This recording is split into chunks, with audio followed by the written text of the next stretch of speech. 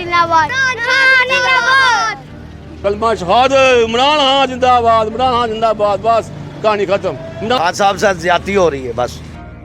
जनादा कब्रिस्तान मोर शुदा मोर 1.5 साल आया शिवाजी क्या कर गया? आज की चीज 200 में मिल गई बोतल, कहाँ चली गई? लेकिन ये जो होते हैं ना, ये डंगर जाहिल जो है ना, पटवारी ट्रेंड में, मरियम नवाज मेरी अम्मी है, नवाज शरीफ मेरा नाना है, शहबाज शरीफ मेरा दादा है, ये वो पटवारी हैं बहन चोद। इमरान जिंदाबाद। इमरान रंगा बंदा ही को नहीं, साढ़े हुकूमत किसी ने अच्छी की थी, बाकी सब भी एवं है। मजदूर आदमी खलोते हैं, साड़ियाँ गरीब आदमी है 2 किलो आटा ले जाइदा, गरीब आदमी भुखे मरते पैन। इंसानियत नहीं, ये साडे मुल्क के बादशाह नहीं इस तरह कर आवाम नाल इंज नहीं कोई कर सकता। तो आप खान साहब का जो एहतसाब हो रहा है इससे मुतमईन है? खान साहब से ज्यादती हो रही है बस।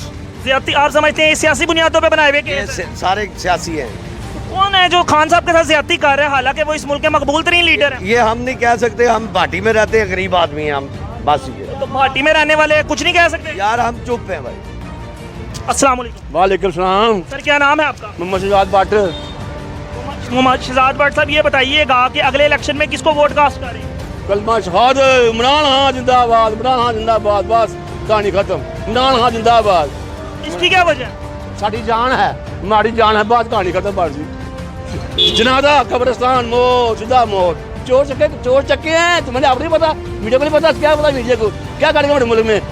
1.5 साल आया शिवाजी क्या कर गया? आज की चीज 200 में मिल गई बोतल, कहाँ चली गई? लेकिन उनका तो कहना है कि ये तमाम मुआहदे पीटीआई ने किए थे, IMF से। दो छोड़ो पीटीआई क्या किए थे? तो मुआहदा खत्म हो जाता है जब आपकी हुकूमत जाती है ना, मुआहदा खत्म हो जाता है। नए ये जो IMF से कर्जा लिया है इन्होंने, इसका मुआहदा क्या था मुझे बताएं? मुआहदे तो इन्होंने किए, कर्जे तो इन्होंने लिए। पेट्रोल जो अब 350 है, शहबाज शरीफ कहता था कि मैं पेट्रोल आपको 150 में दूंगा, इमरान खान 150 में दे रहा था, ये कह रहे थे 60 रुपये होना चाहिए।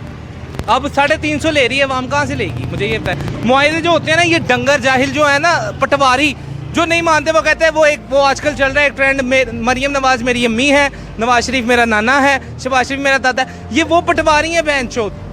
एक बिरयानी की प्लेट पे ये वोट बेचने वाली कौम है।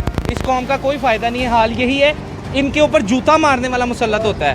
तो सर आप क्या समझते हैं कि नवाज शरीफ की वापसी है, ये पाकिस्तान की पॉलिटिकल एरिना में कोई गेम चेंजर साबित होगी? पॉलिटिकल अरीना में नहीं, पार्लियामेंट जो हमारी इस्टेब्लिशमेंट है ना, वो सिर्फ अपने पैसों और अपने फंड्स की खातिर अवाम का नहीं सोच रही। ये जो हमारी इस्टेब्लिशमेंट है, ये उसको चाहिए कि सोचे कि किस नवैयत पे पहुंच गए हम। आप क्या समझते हैं कि जो मुल्क की सूरत हाल है, इसके जिम्मेदार सिर्फ 3 खानदान है, या आप इस्टेब्लिशमेंट को भी इसका कसूरवार समझते हैं? सर सारा जिम्मेदार एक भी खानदान, 3 खानदान तो है, वो हम शुरू से देखते हैं। हमें उल्लू बनाया जा रहा था। इस कौम को जो शऊर दिया है ना, वो इमरान खान ने दिया है। और दूसरी बात ये कि जो इस नवीयत पे है, ये सारा इस्टेब्लिशमेंट है। इस्टेब्लिशमेंट ने अमेरिका के साथ मिलके ये इस नवीयत पे हमें पहुंचा दिया हुआ है। देखिए जो आप बात कह रहे हैं इट्स क्वाइट जस्टिफाइबल, लेकिन मामला ये है कि मियाँ साहब का भी यही दावा है कि 3 बार उनकी हुकूमतों को काम नहीं करने दिया गया, उनकी हुकूमतों को घर भेजा गया, वोट को इज्जत दो भी बेसिकली एक एंटी एस्टेब्लिशमेंट बयानिया ही तो है। बिल्कुल सर, बिल्कुल एंटी एस्टेब्लिशमेंट बयानिया है, लेकिन असल बात जो है ना, किसी भी मुल्क की इस्टेब्लिशमेंट ही उसे लेके चलती है।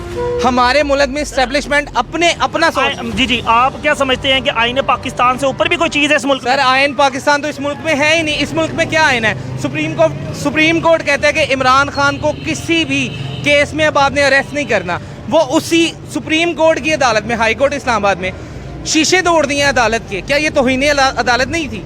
मुझे ये बताएं। बिल्कुल सही कह रहे हैं आप, इट्स तौहीन अदालत नहीं थी। बिल्कुल थी, बिल्कुल। अदालत के प्रीमिसेस में, आप अदालत के प्रीमिसेस में शीशे तोड़ें, और हमारे जो सुप्रीम कोर्ट के ऑर्डर हैं कि इमरान खान को आपने नहीं गिरफ्तार करना, और आप इमरान खान को गिरफ्तार कर रहे हैं। ये पर्सनलाइजेशन है सर, आपकी मेरी अगर पर्सनल है ना, आपने इमरान खान का क्या कसूर है?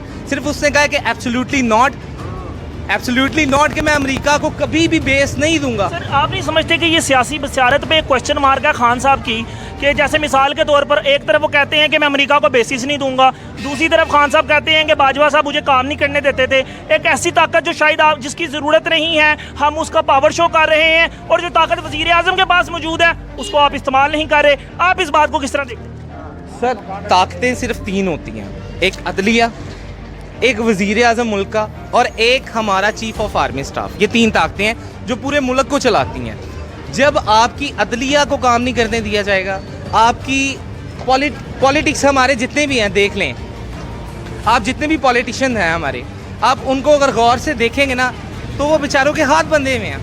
कौन है जो उनके हाथ बांधा हुआ? ये तो स्टैब्लिशमेंट है सर। हमें नज़र आ रहा है जनरल आसिम मुनीर साहब क्या कर रहे हैं। देखें, आप जितने मर्जी आप अगर ये सोच लेना कि इमरान खान को साइड पे करके आप ये यहाँ इलेक्शन तो है ही नहीं। इस मुल्क का कोई कानून नहीं है। कानून है मेरे लिए, इन बेचारों के लिए, ये जो बेचारे दिहाड़ीदार तबके हैं ना, इनके लिए कानून है। हमारे लिए फ़ाइन भी होगा, हम बाइक पे हेलमेट नहीं पहनेंगे हम पे फ़ाइन भी होगा।